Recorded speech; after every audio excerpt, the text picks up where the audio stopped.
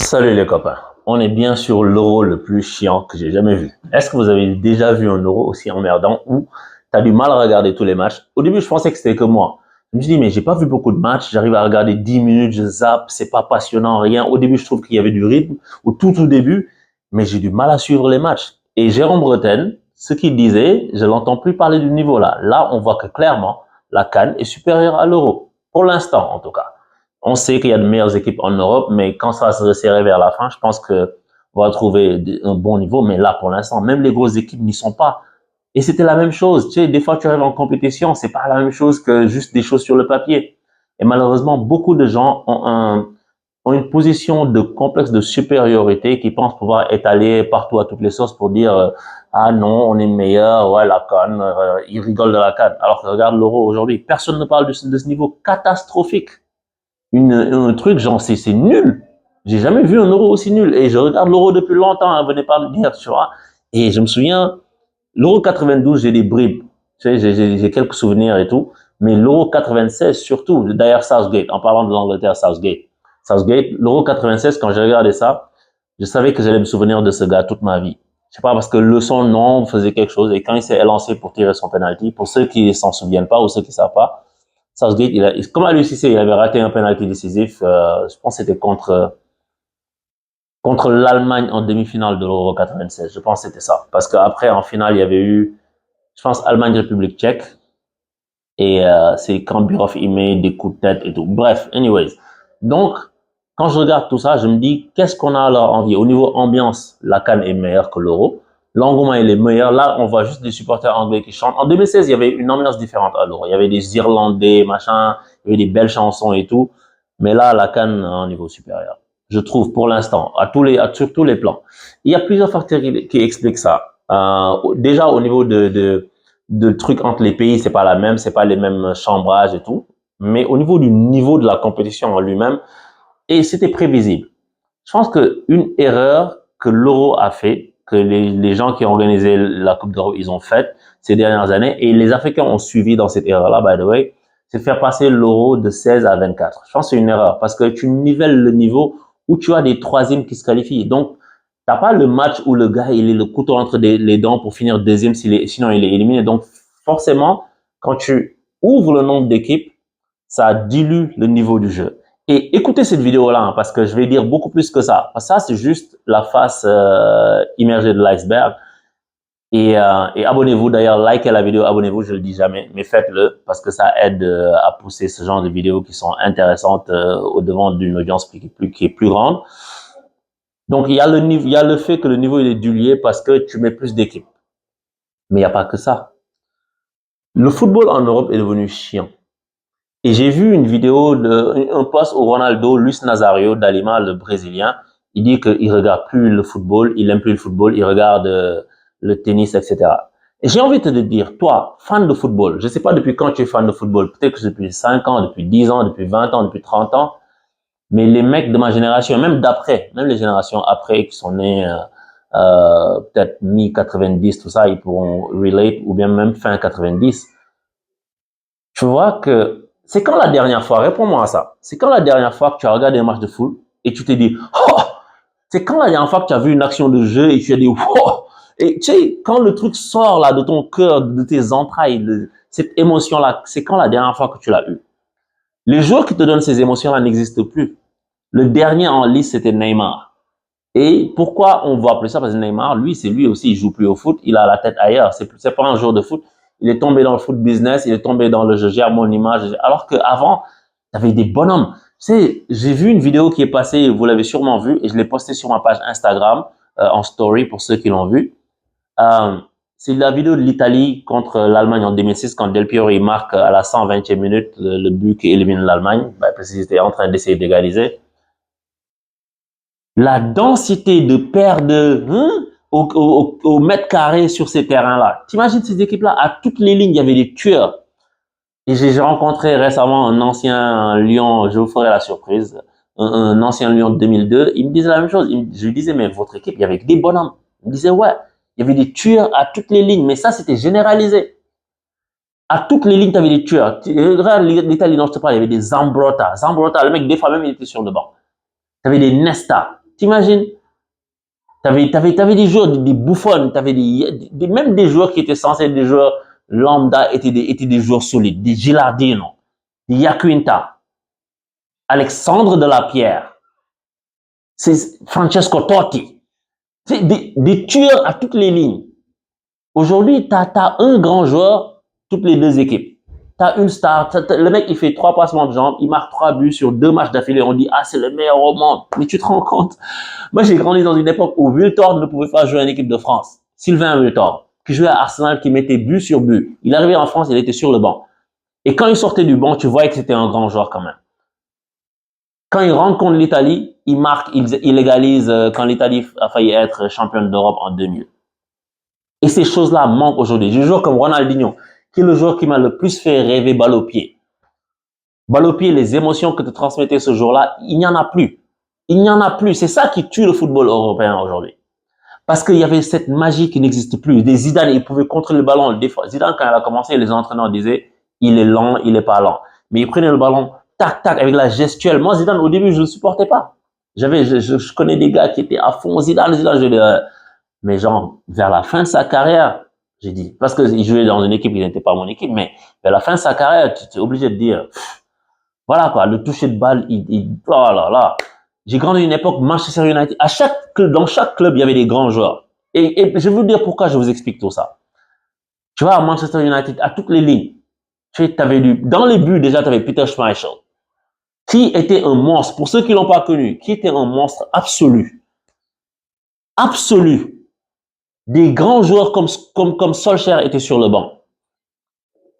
Tu avais du Nicky Butt qui était sur le banc, qui n'était pas un grand joueur, ok, mais qui était un bon joueur, qui était sur le banc. Il y avait Scholes et Keane qui jouaient au milieu de terrain. T'imagines? Il n'y a pas plus grand joueur que ça.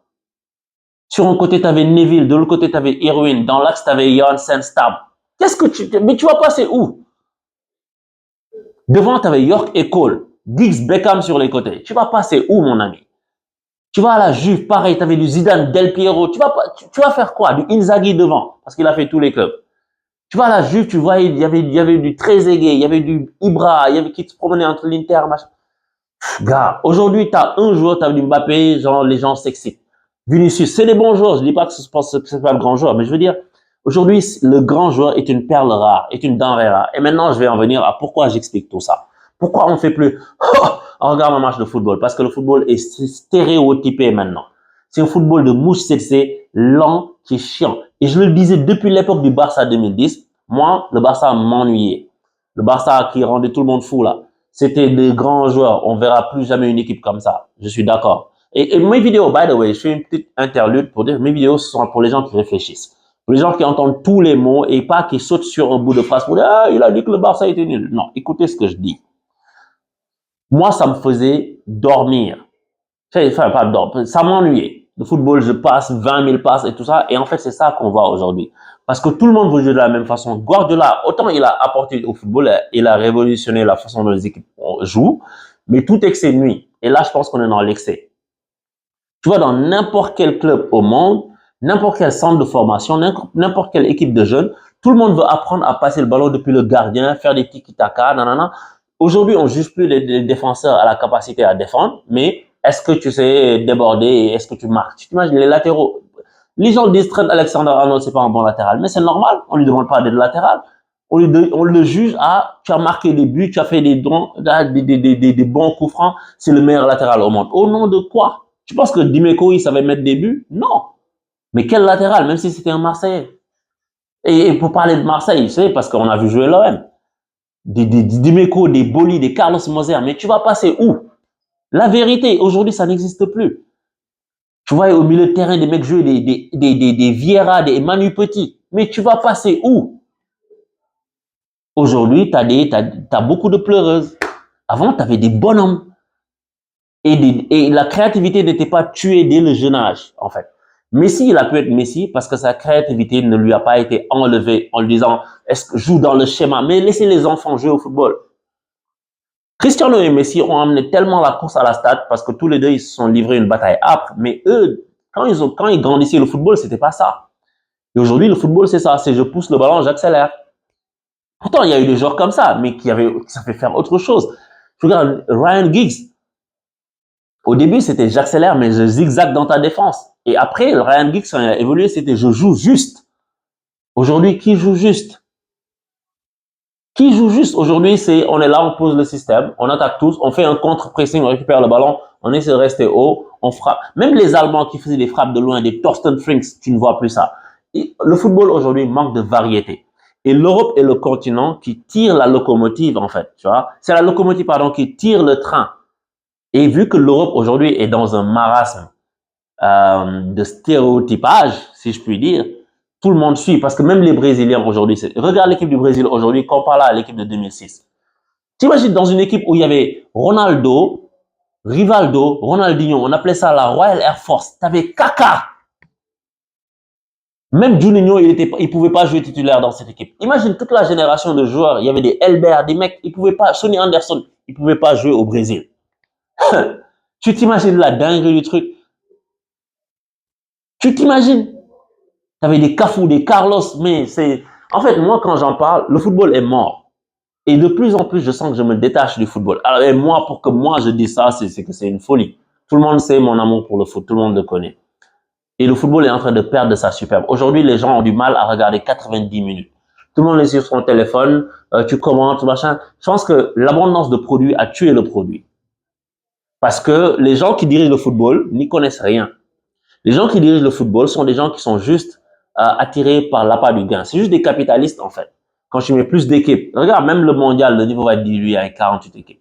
Tu mets plus d'équipes et tu cherches à concurrencer le football américain parce que le football américain fait beaucoup plus d'argent alors qu'il est beaucoup moins suivi. Mais c'est parce que ces gens-là, ils ont une culture que tout est tourné vers le business. Le football, c'est pas ça. Le football, c'est le sport le populaire par excellence. C'est le sport où tout le monde a les mêmes règles de base, hein, c'était ça. Mais c'est plus la même chose. Quand on a introduit la VAR, on a tué le football. Moi, j'ai fait l'une de mes premières vidéos sur ma chaîne. Pour ceux qui ne la connaissent pas, allez voir, j'ai fait comment la VAR dénature le jeu. J'ai tiré la sonnette d'alarme il y a longtemps. Aujourd'hui, on voit des matchs qui sont arrêtés pendant 3 minutes. Il y a la VAR, ça habitue les gens à s'arrêter. Le football, on le tue quand on interdit à l'attaquant de célébrer en enlevant son maillot parce que tu veux que le sponsor il soit apparent quand le joueur marque et que la caméra soit sur lui. Et maintenant, tu vas nous vendre, tu vas dire non, c'est parce que les messages, mais arrêtez vos bêtises. Les messages, quand tu veux mettre des messages là, tu les mets, tu mets tes brassards, tu mets tout ce que tu veux. Quand la FIFA veut mettre ses messages, elle les met. Donc, c'est juste une histoire d'argent. Et qui n'a pas été petit, qui n'a pas joué au foot petit, tu marques un but, à la 88e minute, tu enlèves tout ton maillot, tu fais le tour avec tous tes potes qui courent et qui te sautent dessus. Qui n'a jamais voulu vivre un truc comme ça? Ou qui ne l'a jamais vécu? Ça, c'est ça l'essence du football, en fait. Et c'est ça qui a été enlevé petit à petit. Et là même, on n'est même pas au pire. Moi, je dis, et j'avais dit ça dans une vidéo, on arrivera à un moment où il n'y aura plus d'arbitre sur le terrain. Ce sera un mec dans un car régie qui appuiera sur des boutons, qui fera des coups de sifflet. Et c'est la déshumanisation du football, en fait. La dépassionnalisation du football. J'invente des mots aujourd'hui. C'est ça qui se passe. Et c'est pour ça qu'on a un euro aussi chiant, un euro aussi naze. C'est une accumulation de choses. Après, oui, les joueurs peuvent être fatigués en fin de saison, mais c'est pas la première fois qu'on joue un euro. Parce que quelqu'un m'a fait la remarque qui est juste, qui dit que ils arrivent après plein de matchs, mais ça a toujours été ça. Il y a plus de matchs aujourd'hui, mais la FIFA continue à mettre plus de matchs encore. La Coupe du Monde des clubs, tout le monde se fout de ça. Imagine par exemple, même ton club quand ils gagnent, quand ils vont en Coupe du Monde des clubs là, qui regarde ça? Tu regardes ça d'un œil. Personne n'est en train de se crêper le chignon pour des matchs comme ça. Ton club gagne, oui, Coupe du Monde des clubs, on dit oui, d'accord, ouais, c'est cool. Mais personne n'accorde d'importance à ça. C'est comme le trophée des champions. Qui accorde de l'importance à ça? Personne. La Ligue des Nations, qui apporte de l'importance? Toutes ces choses-là qui ont été créées ont inondé le produit, en fait. Donc, les joueurs sont fatigués et puis la façon de former les joueurs, c'est ça qui fait que tu ne peux plus regarder un football de tu regardes des Rui Costa. Mais aujourd'hui, ils peuvent jouer où? Des Riquelme. Riquelme, il était lent. Mais Pablo Aimar, les gars, un peu de culture foot. De quoi on parle? Dejan Savicevic, Zvonimir Boban, Georges Hadji, Christo Stoïkov. De quoi on parle? Aujourd'hui, tu as un grand joueur par championnat même. Tu regardes la Ligue 1, tu dis Mbappé, grand joueur, et il n'y a personne qui est à son niveau. Avant, tu sais la Ligue 1, ce que c'était avant? T'avais du Rai, t'avais du Weah, t'avais du Ginola, t'avais du Bravo, t'avais du Waddle, t'avais du Papin. Mec, les gars. Et là, j'ai juste cité 2 clubs. Tu t'imagines, avant Harry Bosman, après Harry Bosman, c'est même après Harry Bosman.